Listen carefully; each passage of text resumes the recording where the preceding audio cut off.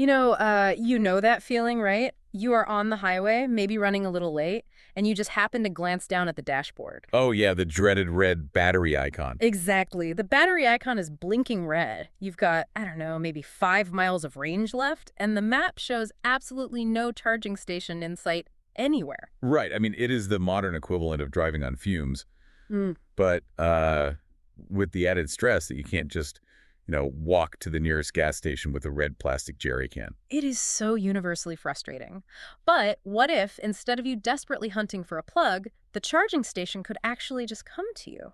Which is wild to think about. Right. And taking that dynamic a step further, what if the vehicle that's currently giving you a mild panic attack could be plugged in to power your entire house during a blackout? Yeah, that flips the whole script. It really does. So today's deep dive is venturing into this, frankly, really wild and rapidly evolving frontier of mobile EV infrastructure and fleet electrification, too. We really do have a dense stack of sources to guide us today. We do.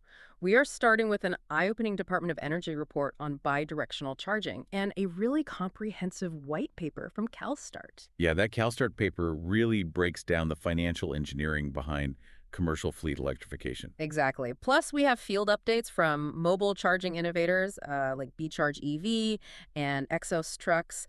And I have to say, an incredibly revealing spec sheet for a Blink mobile charger that we will get to in a minute. Yeah, putting all these sources together, it really reveals a profound shift. I mean, the electric vehicle transition it's not just a simple one-to-one replacement of gas stations with electrical outlets. Right? It's way bigger than that. Huge. Hmm. We are basically looking at a multi-billion-dollar reinvention of the power grid, a total overhaul of vehicle financing, and really a fundamental shift in how we even define the word infrastructure. Okay, let's unpack this because we need to start with that immediate visceral problem of getting stranded. Range anxiety. Yeah, the consumer market is actually responding to range anxiety with localized mobility right now. Like the B-Charge EV stuff. Exactly. B-Charge EV is a prime example of this stopgap. Under their CEO, Antonio Quiribito, they are expanding into 100 new cities across the U.S. 100 cities. Wow. Yeah, and they're launching internationally in Mexico City, too, which is a region that's currently pushing massive governmental support for electric transit, mostly to combat urban air quality issues. Okay, so how does it actually work for the driver, though? Well, their operational model is highly streamlined. They operate a charge-as-a-service platform, basically through a mobile app. Like Uber for a tow truck, but for electricity? Kinda, yeah. When a driver's battery drops to a critical level, they tap the app, and B-Charge deploys a mobile charging unit directly to the vehicle's location. That is so convenient. It is. They have even introduced an unlimited charging membership model, so it turns emergency rescues into a predictable, subscription service. It effectively acts as a safety net for early adopters. Like, it just takes the edge off buying your first EV. But diving into the actual hardware side of these mobile rescues reveals a fascinating and honestly hilarious contradiction. Oh, this is the best part. It really is. So we looked at the spec sheet for the Blink mobile charger, and it outlines a unit that outputs up to 7.7 kilowatts, weighs about 230 pounds, and features a 23-foot cable. Sounds pretty standard so far. Right, sounds like a big battery. But then it explicitly lists a 6.1-gallon gas tank and a runtime of up to 5 hours. Yeah. Wait, it even features a recoil pulse start. I know. You have a highly advanced zero-emission electric vehicle dying on the side of the road, and the rescue vehicle deploys a gasoline-powered generator with a pull start to bring it back to life. That is like using a vintage typewriter to draft an email. I mean, it feels like a massive step backward, doesn't it? Well, on the surface, yes, it seems totally contradictory, but it actually serves as a perfect symbol of our current transitional phase. How so? Because we are leveraging the energy density of fossil fuels as a temporary bridge to patch geographical holes in the green infrastructure. Oh, I see. Yeah, I mean, a gallon of gasoline holds a massive amount of chemical energy that is incredibly easy to transport. Building permanent charging infrastructure requires significant time, capital, and grid capacity. Right, you have to dig up the roads and run wires. Exactly. And in the interim, you simply cannot leave millions of new EV drivers stranded on the highway. So the gasoline generator solves the immediate geographical limitation of a dead battery by using an energy distribution network that already exists. Okay, so a gasoline bridge to a green future makes sense for a stranded commuter. Like a 6-gallon generator works for a sedan. Yeah, perfectly fine for a light-duty car. But scaling that up to commercial logistics, that changes the math entirely. You cannot run an Amazon delivery hub or a municipal transit depot on pull start generators. No, absolutely not. And the bottleneck for these commercial fleets isn't simply purchasing the chargers, right? It's the grid interconnection delays. Oh, the delays are brutal. Upgrading a depot's service panel to handle, say, 50 electric delivery trucks, that can trigger 18 months of permitting. 18. Yeah, 18 months of permitting, trenching through concrete, and waiting for local utility transformer upgrades. So the heavy-duty market requires a completely different approach. Yeah. Which brings us to Exos trucks. They developed something called the Exos Hub specifically to bypass those interconnection delays. Yeah, the Exos Hub is fascinating. Yeah. It is a rapidly deployable mobile DC fast charging unit. Okay, so no gas engine in this one. No, definitely not. Instead of relying on a combustion generator, the hub packs a massive internal battery capacity. We're talking ranging from 210 to 630 kilowatt hours. That is massive. It is, and it features 4 charge heads capable of delivering up to 150 kilowatts each. Okay, so that actually allows for true DC fast charging, moving away from the slow, overnight trickle charge. Right, it gets the trucks back on the road fast. But the physical footprint is what really makes it viable to me. The Exos Hub weighs under 10,000 pounds. Which is key. Yeah, because it means a standard 3/4-ton pickup truck, like a Ford F-250, can literally just hitch it up and tow it directly to a warehouse. Boom, instant infrastructure. Literally. The facility has instant EV infrastructure without trenching concrete or waiting a year for the utility company to upgrade the local substation. And, the commercial real estate implications of that are massive. Yeah. Logistics companies frequently operate on 3 to 5 year warehouse leases to accommodate shifting supply chains or just holiday rushes. Right. They don't want to be tied down. Exactly. A fleet operator is not going to sink $1 million into permanent electrical upgrades on a building they do not own and might vacate in 36 months anyway. That makes total sense. So towable infrastructure converts a sunk capital expenditure into a flexible asset. When the lease is up, the quote-unquote gas station just moves with the fleet. It completely changes the risk profile for fleet managers. Now, if we can tow 630 kilowatt-hour batteries to buildings to bypass grid bottlenecks, the logical next step is, utilizing the vehicles themselves as grid assets, right? This is where it gets really sci-fi. Yes. The Department of Energy report on bidirectional charging really maps out this transition. We are looking at vehicle-to-building, which they call V2B, and vehicle-to-grid, V2G. Yeah, so a standard light-duty EV carries a battery holding anywhere from 15 to 100 kilowatt hours of energy. And for the vast majority of the day, that vehicle just sits idle in a parking lot. Doing absolutely nothing. Doing nothing. But bidirectional chargers allow that stored energy to flow back out of the car. So the DOE report actually highlights V2B as a direct replacement for emergency diesel generators at facilities like hospitals or data centers. Which is a huge upgrade, because diesel generators are notoriously maintenance-heavy. They are prone to wet stacking if they aren't run under a heavy load regularly. And they frequently just fail during actual emergencies when you need them most. Exactly. So imagine a fleet of electric vehicles parked outside an office building. That represents a perfectly maintained, zero-emission backup power plant with instant torque and literally zero startup latency. That's V2B. But the V2G applications, vehicle to grid, push this into active grid management. Yeah, this is the really lucrative part. So the University of Delaware established this pilot program partnering with the regional grid operator, PJM. And grid operators like PJM aren't just buying bulk power to keep the lights on, right? They're buying frequency regulation. Right, frequency regulation is so crucial. The electric grid in North America has to maintain a constant frequency of exactly 60 hertz. Always. And if it drops? Bad things happen. Like when a cloud covers a massive solar farm, that frequency drops because generation suddenly dips. Okay, so EVs plugged into bidirectional chargers can basically discharge power for just a few seconds to stabilize that frequency back to 60 hertz. Exactly. And because lithium-ion batteries can respond in milliseconds much faster than a traditional power plant, PJM actually pays a premium for that service. And the numbers are crazy. This yields the university about $1,200 a year per vehicle, just for being plugged in. Just for sitting there. Yeah. And the utility of V2G scales beautifully with heavier vehicles. The DOE source documents 5 Lion Electric school buses powering the grid in White Plains, New York. School buses are perfect for this. They really are. There's also a consortium in Denmark featuring Nissan vehicles that's operating the world's first commercial V2G hub.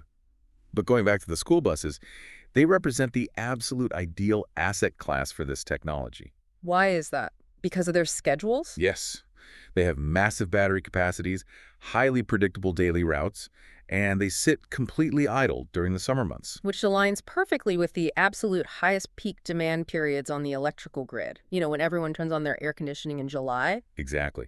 The vehicles absorb cheap, off-peak wind or solar energy at night, and then they discharge it back during the afternoon peak.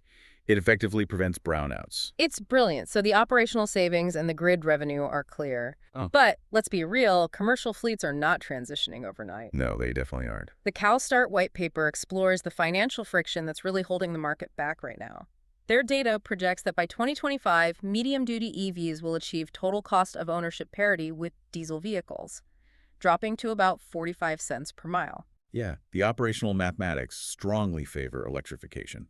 You have lower fuel costs and significantly fewer moving parts requiring maintenance. No oil changes, no transmission fluid. But the barrier is the upfront capital cost. Commercial electric trucks carry a really heavy premium at the point of purchase. They do, and it raises an important question. If the total cost of ownership proves favorable over a 10-year lifespan, commercial lenders should theoretically underwrite that upfront cost with favorable loan terms. Right. If you save money in the long run, the banks should love that. You would think so. But banks underwrite loans based on secondary market certainty. They have a century of auction data for diesel trucks. Oh, I see. Yeah, so that data allows them to confidently use those diesel vehicles as collateral. But that historical data simply does not exist for a 5-year-old, heavily cycled commercial EV battery. The CalSTART paper identifies this as residual value risk. Right. It's exactly residual value risk. When a commercial bank evaluates a loan application for an electric delivery fleet, their risk models just cannot accurately price what the collateral will be worth at the end of the term. And lenders hate uncertainty. They despise it. If they don't know the value, they assume a worst-case scenario for the battery's degradation. So they categorize the loan as high risk, which results in prohibitive interest rates, or just an outright denial. So if the banks are frozen, how do we fix this? Well, to unfreeze the capital markets, the policy sector has developed mechanisms like FLPPs. That stands for First Loss Protection Providers. Yeah, FLPPs are a really clever financial tool. So the FLPP essentially sits at the bottom of the capital stack. Say a fleet operator defaults on a $150,000 electric truck, and the bank repossesses it, but it only auctions for $50,000. A huge loss. Right. But the commercial bank doesn't take that full $100,000 hit. A government entity or a green bank operating the FLPP fund absorbs that first, say, $30,000 or $40,000 loss. And because the commercial bank is insulated from that initial plunge, their risk models suddenly categorize the loan as safe. It is a highly efficient use of public funds. Very efficient. By absorbing the riskiest tranche of the capital stack, a relatively small public guarantee basically unlocks millions of dollars in low-cost private financing for fleet operators. But financial risk mitigation on the lending side assumes the fleet operator actually wants to own the asset in the first place. Which is changing. Right. The market is increasingly realizing that logistics companies just want the mileage. They don't want the hardware. The CalSTART report outlines the rise of these ASSI service models that are shifting the industry from capital expenditures to operating expenses. Yeah, we see charging as a service, or CALS, operating at fleet depots. A third-party developer steps in and finances the trenching, purchases the hardware, and maintains the charging infrastructure. So the fleet owner avoids that massive upfront capital drain. Exactly. They simply pay a flat monthly subscription fee for the dispensed energy. And then the next evolution of that is electrification as a service, or ESAS. ESAS, okay. Yeah, it's a turnkey solution where the developer provides everything, the vehicles, the chargers, and the maintenance. The fleet operator just rents the entire ecosystem on a per-mile basis. Which entirely offloads the residual value risk. Exactly. Now, CalSTAR also points to this massive financial hack pioneered by Proterra and Mitsui that isolates the specific component actually causing the residual value risk, Mhm. the battery itself. This is such a smart move. It is. They established a $200 million credit facility to decouple the battery from the vehicle chassis. So fleet operators purchase the physical bus, but they lease the battery inside it. Yeah, and you have to remember, heavy-duty vehicle batteries can make up almost half the total cost of the Oh, vehicle. half. Yeah. So by leasing the battery, the upfront purchase price of the electric bus drops significantly, bringing it much closer to diesel parity. The manufacturer guarantees the battery's performance and assumes the degradation risk over its operational life. It is exactly like buying a heavy-duty flashlight, but signing up for a subscription service for the D batteries. That is a great way to look at it. The fleet operator gets reliable performance, and the manufacturer retains ownership of the most valuable component. And manufacturers like Proterra, they design these battery packs with second life applications in mind from the very beginning. What do you mean by second life applications? Well, a battery that has degraded to the point where it can no longer deliver the massive high discharge rates required to accelerate a 30,000-pound bus, it actually still retains significant capacity. Okay. So the manufacturer reclaims the pack from the bus and integrates it into stationary storage for, say, solar farms, where the discharge requirements are much lower and slower. Managing that full life cycle allows them to underwrite the initial lease economically. That is brilliant. The free market is engineering these really clever financial instruments, but policy is also acting as a massive forcing function here. Absolutely. The report details how state regulations, like California's Advanced Clean Trucks mandate, are applying pressure. The ACT basically forces manufacturers to sell an increasing percentage of zero-emission trucks. They are targeting 75% of Class 4 through 8 straight truck sales by 2035. Which is a huge regulatory stick. It is a big stick, but it's paired with massive financial carrots like the VW settlement voucher programs, which inject point-of-sale cash to bring down those upfront costs we talked about. Right, the combination of regulatory mandates restricting diesel sales and public capital subsidizing the electric alternatives, it basically forces these financial innovations to mature at an unprecedented rate. Things like battery decoupling, first loss protection providers, and as-a-service models. Looking at the sheer scale of the transition detailed in all these sources, it is so clear that the transportation sector and the energy sector are no longer distinct entities. They are blurring together. They really are. I mean, we started with the irony of a gasoline-powered mobile charger rescuing a stranded EV. From there, we scaled up to 10,000-pound mega batteries, bypassing grid interconnection delays at commercial warehouses. And then we mapped out how bidirectional charging turns school buses into frequency regulation assets for the grid. With this. And we unpacked the complex capital stacks and leasing structures required to just make the math work for commercial logistics. The integration of these two sectors forces a total reevaluation of our relationship with vehicles. I mean, think about it.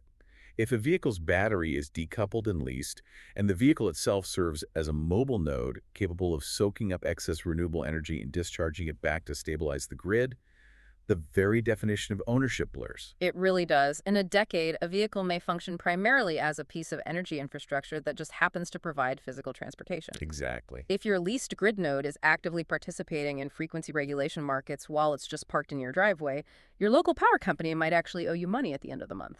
It's wild. We are watching the permanent infrastructure of the 20th century become completely modular, towable, and financially decoupled. The vehicle is becoming the grid. I love that. The vehicle is becoming the grid. Well, thank you for joining us on this deep dive. The next time you see a commercial EV on the road or a battery icon blinking on your dashboard, remember that you're looking at a mobile piece of a trillion-dollar energy network. We hope you look at the vehicles around you just a little bit differently tomorrow. Until next time.